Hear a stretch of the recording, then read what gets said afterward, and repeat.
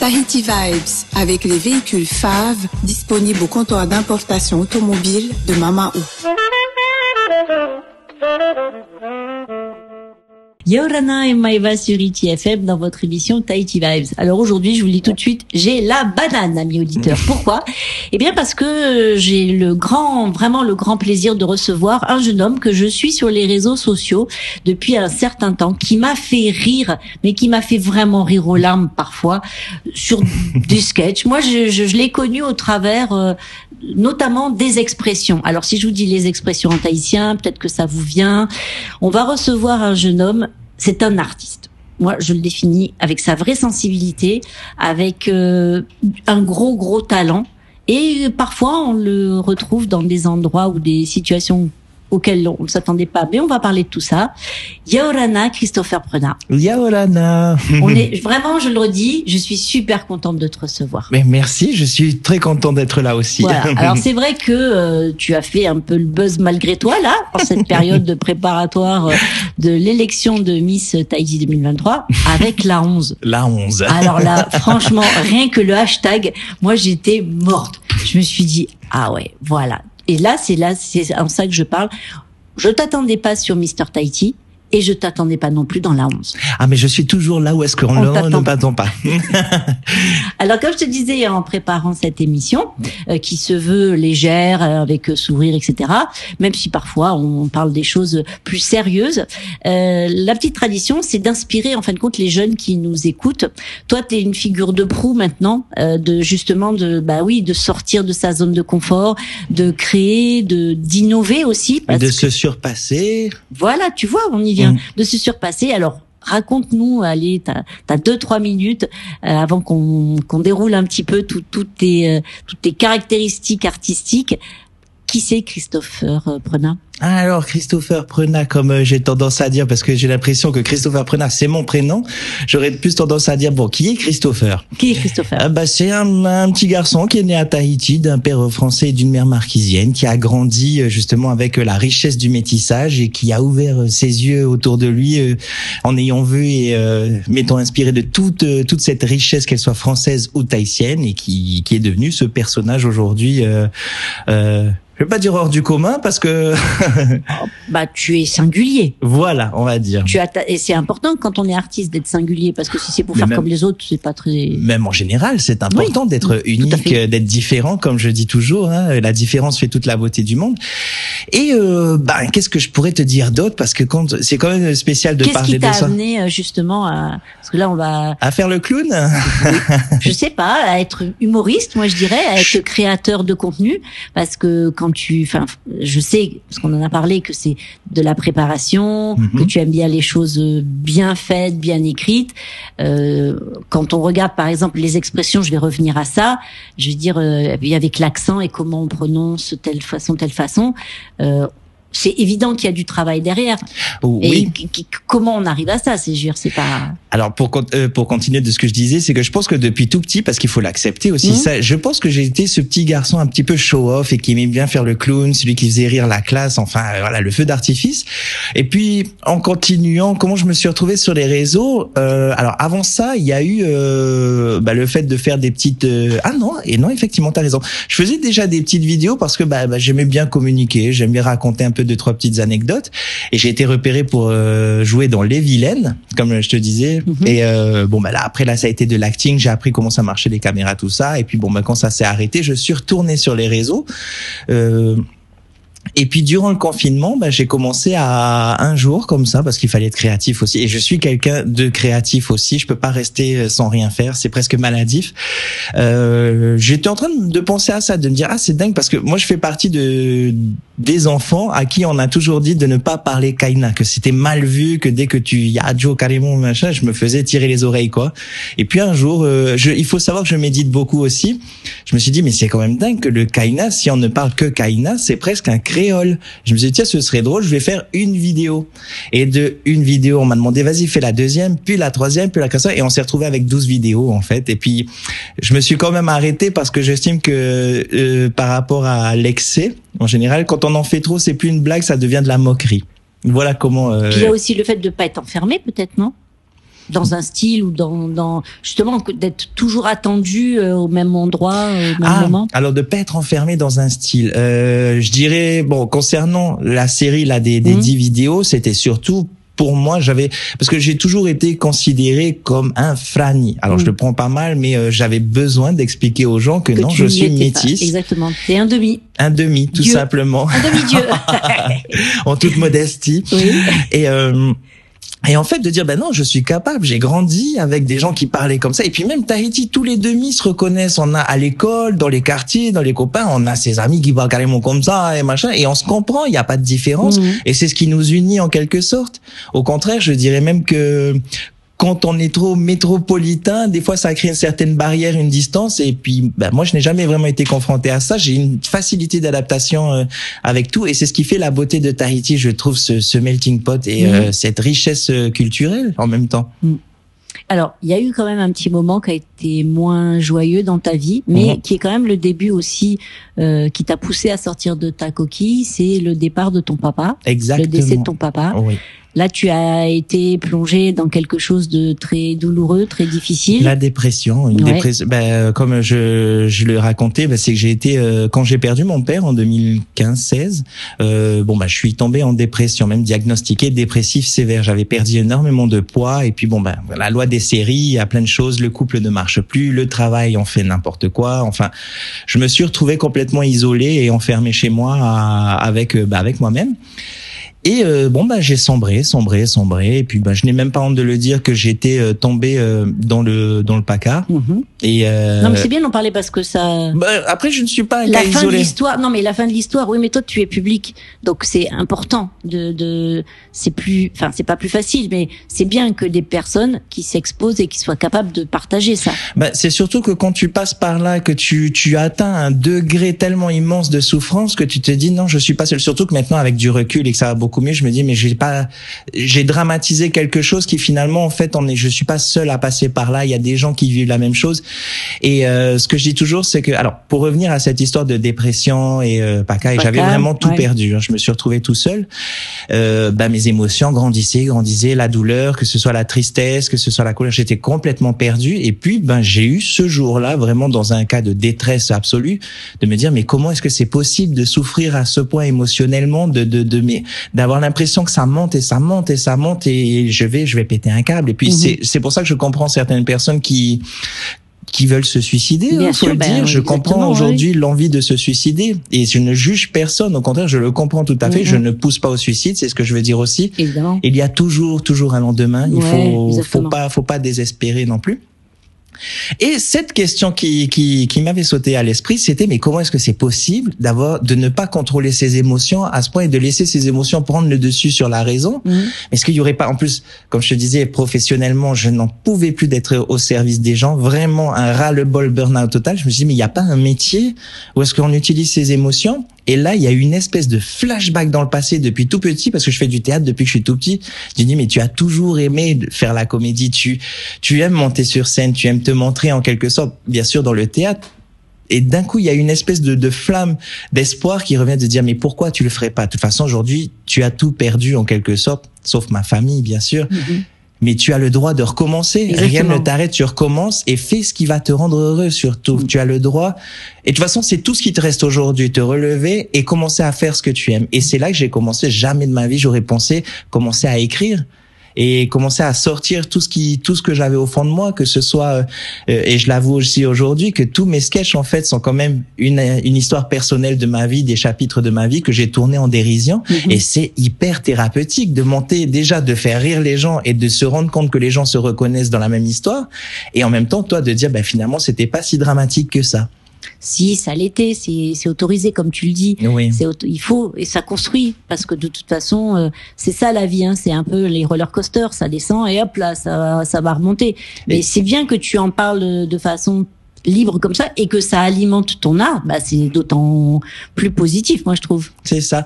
Une fois j'avais pensé à faire du développement personnel, mais je suis pas dans ce secteur-là. J'ai trop envie de rigoler en fait. Oui, voilà, j'ai trop envie d'aimer la vie et surtout d'être heureux tout simplement quoi. Et c'est un réel bonheur de partager ça avec le public et surtout de voir que c'est bien accueilli parce que ça reste quand même un petit peu un humour demi entre les deux. Mais je pense que il faut aussi se rendre compte, comme je disais, le fait d'assumer, d'aimer se montrer, c'est pas être prétentieux, c'est juste que oui, moi j'ai une certaine facilité à monter sur scène, j'ai pas le trac, enfin bien si comme tout le monde je l'ai, mais j'aime ça et ça me rend heureux, mais c'est pas pour regardez-moi. Et pourquoi je te dis ça? C'était le fait d'assumer ce côté show-off. Ah ben j'ai perdu le fil.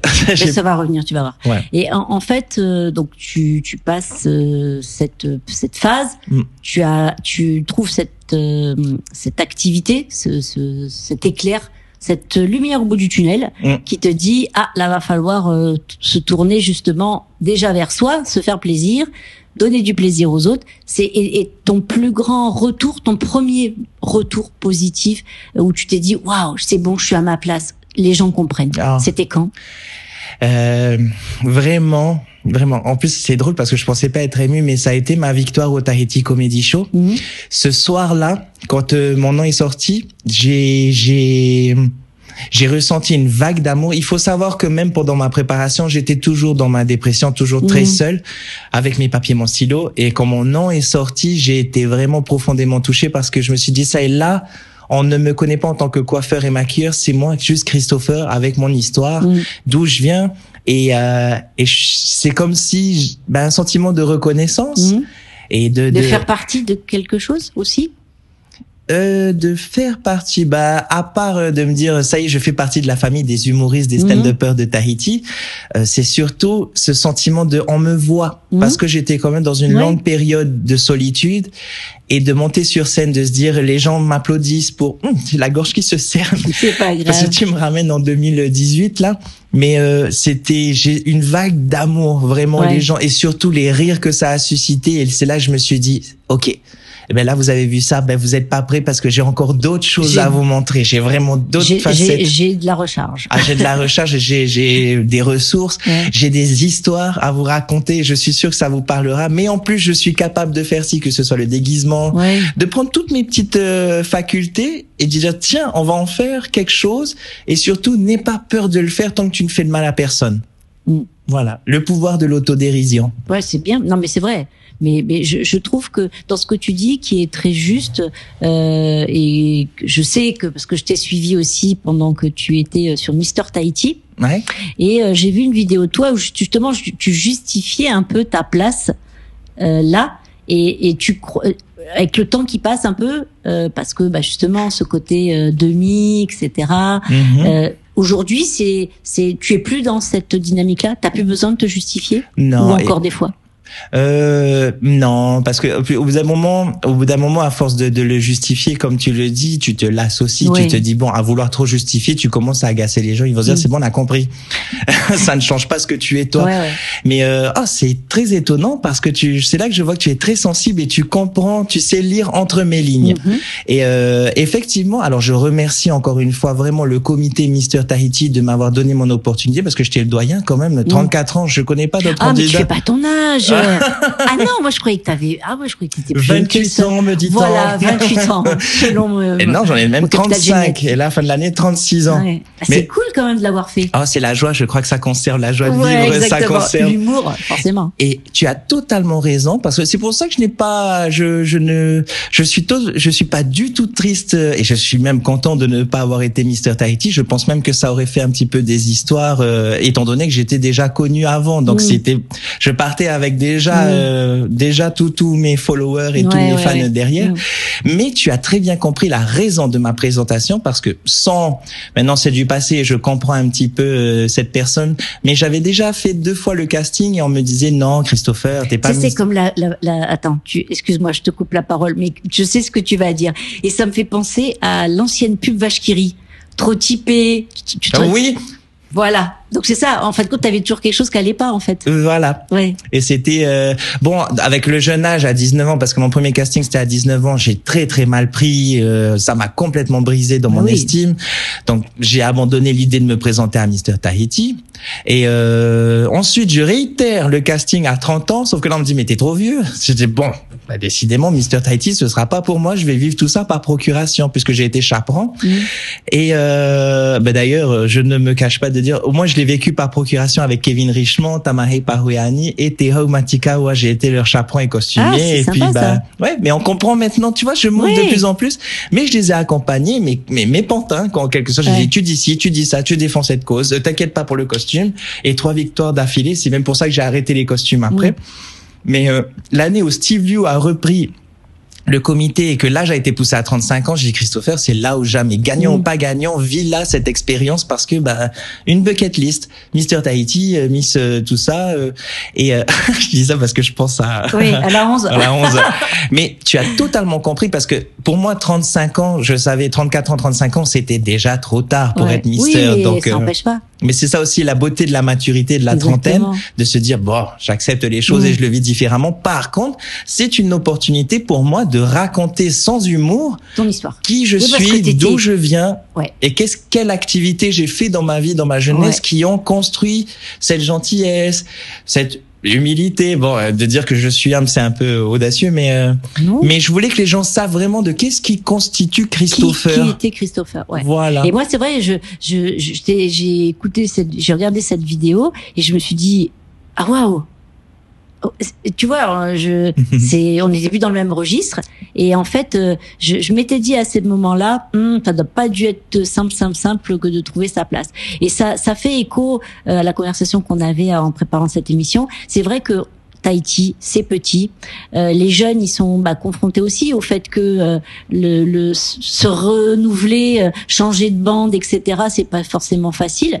Mais je trouve que ce qui est génial, et c'est pour ça que aussi je voulais compter dans cette émission, c'est de partager, de dire ça s'arrête pas là parce qu'à un temps on est tenu par la superficie de l'île sur laquelle on est en fait. Il faut continuer à rêver, continuer à et surtout exploiter tout ce que vous pouvez exploiter comme potentiel chez vous parce qu'on a tendance à faire ce que les autres font, ce que les autres font, on s'inspire un petit peu sauf qu'à un moment donné, moi je remercie vraiment la dépression et en plus le départ de mon père parce qu'il est parti jeune, ça a été un déclic pour moi de me dire tu ne sais pas quand est-ce que ça peut t'arriver. Alors pour revenir brièvement sur ça, il y a eu le départ de mon papa, le suicide d'un ami que jamais j'aurais pensé, ensuite ma rupture avec une longue relation, tout ça tu te dis mais tu peux tout perdre du jour au lendemain alors que à cette époque-là, j'avais déjà fait les vilaines et les gens me connaissaient, en plus j'étais un personnage vraiment haut en couleur et qui respirait la joie, mais tu peux tout perdre comme ça et te retrouver seul, mais t'es pas seul, t'es avec toi. Et c'est une chose que j'avais remarqué durant toutes ces années, c'est qu'on n'ose pas se regarder, on n'ose pas la fameuse question, comme je te disais, de qui suis-je en fait. Je suis qui moi, Christopher? Et là, on commence à comprendre tout le puzzle qui vient s'expliquer. Qu'est-ce que j'ai besoin de dire aux gens? Parce que faire le clown, c'est bien. À vouloir faire trop d'humour, tu passes pour le clown de service aussi. Et les gens pensent que tu es toujours en train de faire. Il y a des jours où non. C'est comme je dis aux gens, nous sommes des humains avec des nuances et c'est ce qui fait c'est pour ça que dans un de mes sketchs, tu as la différence, fait toute la beauté du monde. Il y a toujours, dans tous mes sketchs, tu as la fin, une des morales est très personnelle. Mais si ça peut toucher quelqu'un, de dire, t'as le droit de te tromper, t'as le droit, tu n'es pas parfait, arrête de penser aussi à vouloir être parfait parce que la perfection n'existe tout simplement pas, et de s'autoriser un peu de légèreté, de se mettre moins de pression, et pour revenir à ce que je disais sur l'identité, là c'était vraiment par rapport, je pense, au côté polynésien et par rapport à Tahiti, de dire je suis un enfant de Tahiti. Non, tout simplement On peut avoir le cœur tahitien. On peut, et pas bien sûr. forcément avoir la couleur, on va dire. Oui, voilà. Bien sûr. C'est l'état d'esprit qui prime. Oui, et j'avais surtout, je pense, au fur et à mesure, c'était une envie de se dévoiler, de simplement dire aux gens, voilà, ça c'est moi, ça c'est moi. Et parce que bon, ça peut paraître très prétentieux ce que je dis, mais bon, quand tu fais beaucoup de télé ou de la scène, bon après dans la rue, les gens, je commençais à constater une certaine distance. Alors que moi, ce que je recherchais, c'était de la proximité, quoi. Et je me dis, non, mince, en ayant fait ça, je me suis encore un petit peu plus éloigné des gens, on te met sur un piédestal, et c'est là, je me suis dit, bon, comme tu disais, il y a une justification à poser. Je n'aime pas ce regard qu'on me met. C'est au début, c'est marrant, mais à la longue, ça, tu te retrouves isolé encore. Donc tu te dis, mais je suis quelqu'un. J'ai pas fait ça pour ça. Voilà, j'ai pas fait ça pour ça. Et si je pouvais juste expliquer simplement de qui je suis, j'ai juste besoin de vous raconter qui je suis, d'où je viens et où je vais, tout simplement. Alors ça nous amène à la scène et au théâtre. Donc là, tu vas reprendre une pièce qui a rencontré un beau succès, qui est O Morito Tau Wahine. Et je suis très très content parce que j'ai eu le metteur en scène qui nous a appelé hier, il m'a appelé et du coup ça reprend normalement d'ici mi-septembre et enfin on part en tournée. Ah chouette, alors tournée extérieur à la Polynésie ou déjà aller voir étant donné que c'est une pièce en Reo Tahiti, une autre fierté encore dans le parcours, c'est tout à fait normal pour moi de commencer à exploiter Non mais parce qu'il y a des endroits où on peut aller en dehors de Tahiti aussi, parce qu'il y a une communauté basée dans certaines villes de France où je pense que peut-être ça vaudrait le coup de leur apporter parce qu'il y a des Tahitiens, il y en a partout en métropole. Il y a des vraies communautés. Moi je suis assez surprise parce que j'ai des amis qui habitent un peu partout en métropole qui sont sensibilisés, qui me disent ah ouais mais là il y a eu ils parlent du Eva, ils parlent de choses comme ça et il y a peut-être une demande. Maintenant que tu le dis, c'est vrai que quand j'avais fait après le Tahiti Comedy Show, j'étais parti en tournée à Paris et c'est vrai qu'il y avait des Tahitiens qui sont venus, c'est là que ça m'a surpris quand même. Mais pour revenir au Morito Tau Wahine, c'est vraiment du 100% tahitien et qu'on a pour le moment joué que à Tahiti, parce que à Papeete et Paea, on va d'abord commencer dans le secteur Moorea, Bora Bora, les îles, bien sûr. Alors, encore un truc où je fais, étant donné que je suis marquisien et que la pièce est en tahitien, j'ai dit c'est sûr, on va pas aller aux Marquises, quoi. C'est pas demain que je vais poser les pieds encore aux Marquises, mais je viendrai un jour. Et je n'ai pas dit mon dernier mot. Je n'ai pas dit mon dernier mot et ça aussi c'est sur la liste. Et donc du coup voilà, et c'est surtout parce que c'est un réel bonheur de jouer cette pièce, elle est hilarante, quoi. Alors on nous a dit dans les églises, sauf que sans vouloir spoiler, ça risque d'être compliqué. Il y a des passages qui sont limite aussi.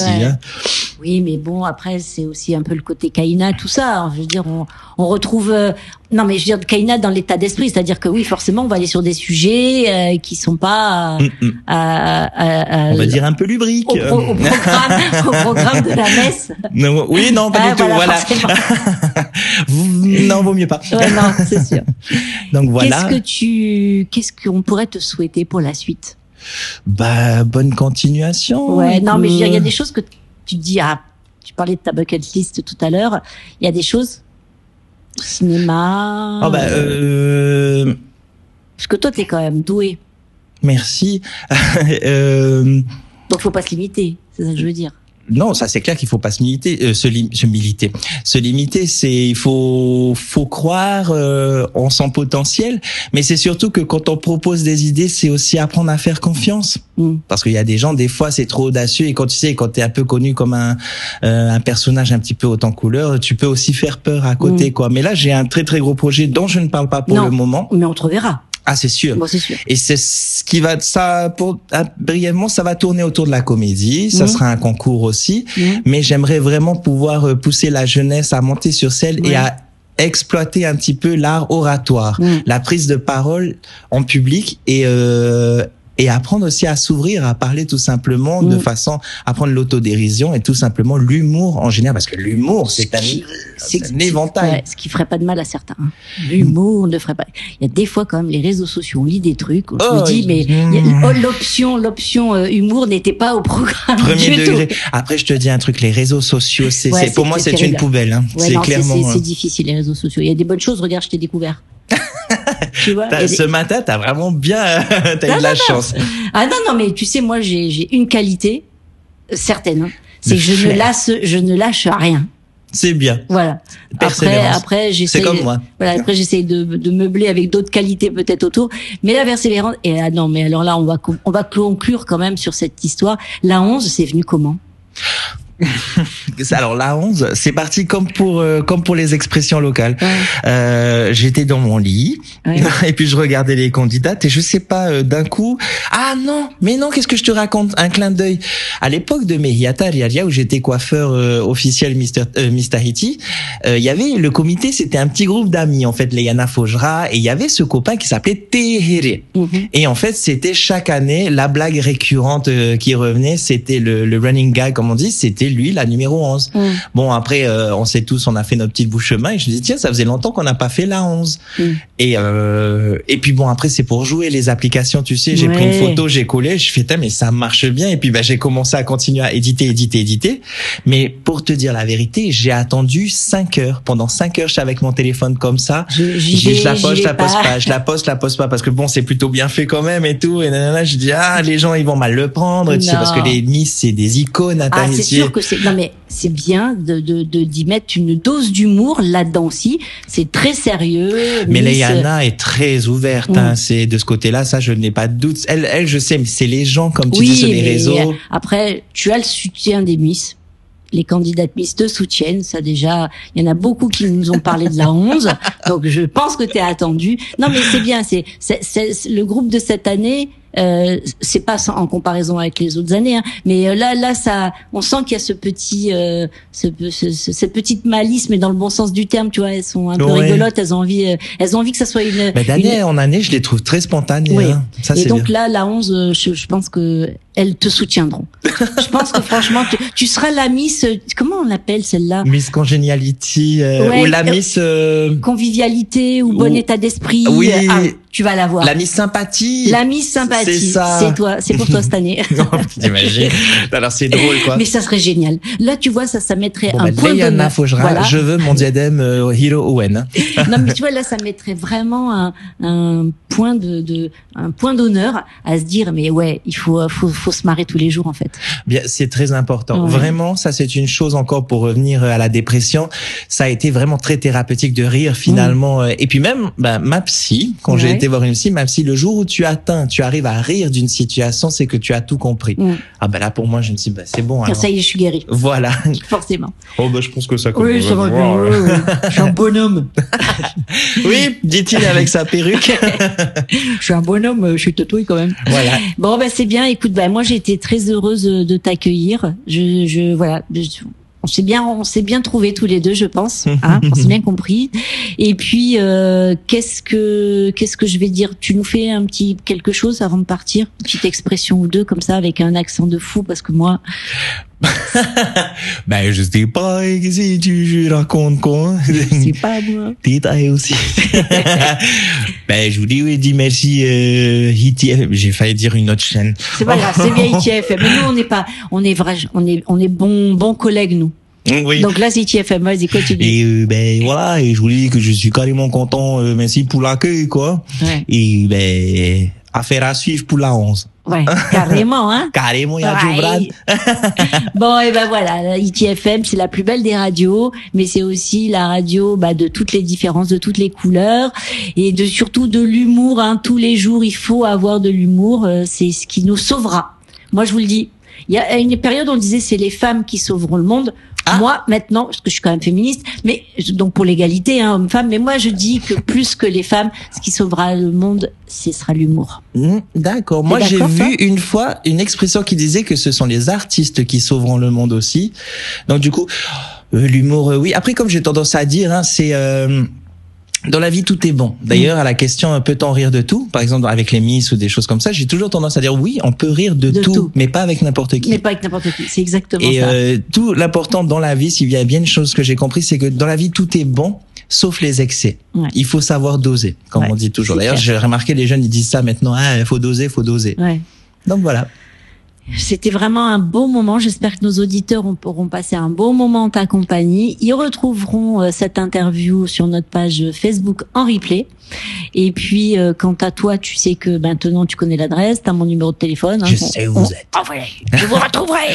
Et puis, et on souhaite à tous nos auditeurs une belle journée. Prenez soin de vous, soyez heureux et surtout, mais rigolez. Allez sur la page de Christopher si vous avez un petit coup de blues là. Ou sinon, TikToker 987 sur TikTok. Ah, TikToker, ouais. Ça, c'est plus la génération plus jeune. Bref, il est partout, ce jeune homme. Mais il y a aussi Insta, hein.